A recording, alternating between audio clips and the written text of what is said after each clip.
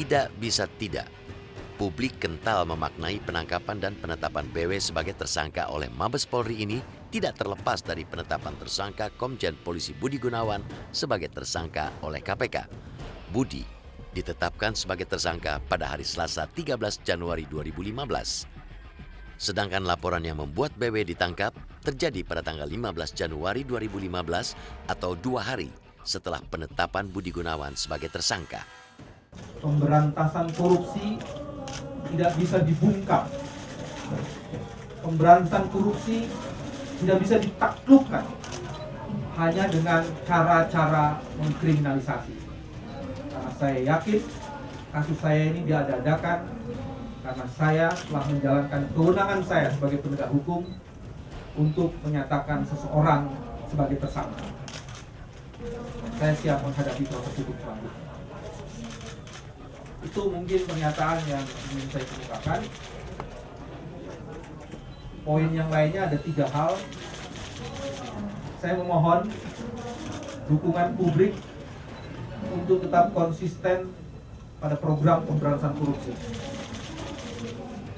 Yang kedua, saya mohon untuk merapatkan barisan, melakukan konsolidasi, karena tantangan masih sangat luar biasa. Kejahatan dilakukan dengan cara-cara yang sangat sistematik dan sangat terstruktur. Dan yang ketiga, bukan hanya merapatkan barisan, tapi juga membuat prioritas. Fokusnya jelas bahwa mafia-mafia penegakan hukum, mafia-mafia yang bergabung dengan koruptor sekarang telah bersatu padu. Budi disangkakan melanggar pasal 12 huruf A atau B, pasal 5 atau 2, pasal 12B, Undang-Undang Nomor 31 Tahun 1999, Junto, Undang-Undang Nomor 20 Tahun 2001 tentang pemberantasan tindak pidana korupsi, dan Junto pasal 55 ayat ke-1 KUHP. Dengan menetapkan tersangka Komjen BG sebagai tersangka dalam kasus dugaan tindak pidana korupsi penerimaan hadiah atau janji. Pada saat tersangka menduduki jabatan sebagai Kepala Biro Pembinaan Karir Deputi Sumber Daya Manusia Mabes Polri periode 2003-2006 dan jabatan lainnya di Kepolisian Negara Republik Indonesia. Penetapan status tersangka Budi Gunawan ini jelas merupakan tamparan bagi proses pencalonan Kapolri. Sebab pada tanggal 9 Januari, Presiden Joko Widodo telah menunjuk dan mengajukan nama Budi Gunawan sebagai calon tunggal Kapolri untuk menggantikan Jenderal Polisi Sutarman.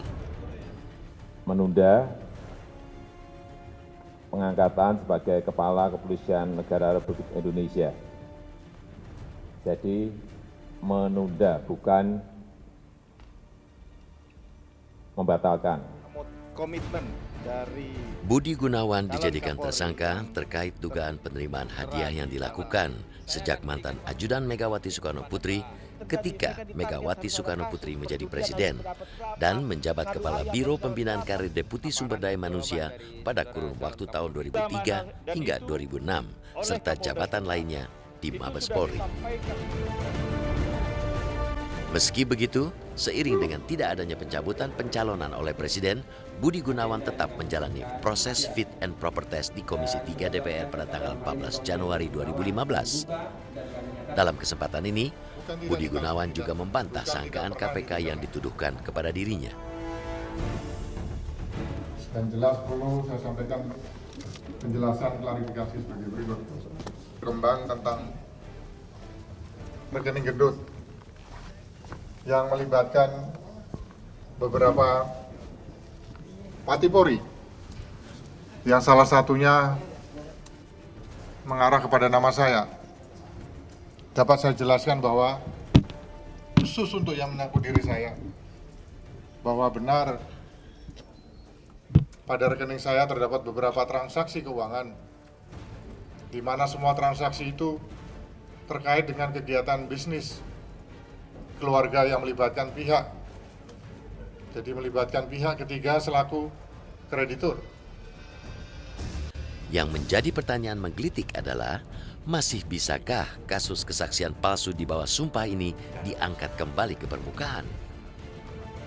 Kalau dari sudut ketentuannya itu kadaluarsa penuntutan itu adalah 8 tahun. Jadi kalau dari tahun 2010 ke 2015 itu masih 5 tahun ya. Jadi masih ada dalam kurun waktu dimungkinkan suatu kasus pidana ya, dalam hal ini beri keterangan palsu di muka sidang ya masih bisa masih bisa diangkat, masih bisa dilakukan penyidikan gitu loh. Kalau dia lebih 8 tahun ya hak untuk mengadunya gugur gitu loh. Tapi ini kan masih di dalam 8 tahun.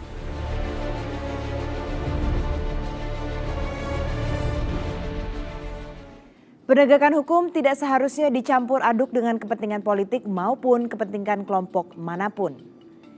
Aparat penegak hukum seharusnya sadar benar bahwa kewenangan mereka bukanlah kekuasaan yang bisa digunakan untuk tarik-menarik atau tawar-menawar alias transaksional. Itu sebabnya jangan heran bila simbol penegakan hukum adalah Dewi Keadilan yang disimbolkan memegang pedang keadilan juga ditutup matanya. Itu artinya penegakan hukum tidak boleh pandang bulu. Dan tentu saja filosofi ini termasuk tidak dimaksudkan untuk mengincar siapapun. Saya Andini Effendi dan tim Realitas. Sampai jumpa.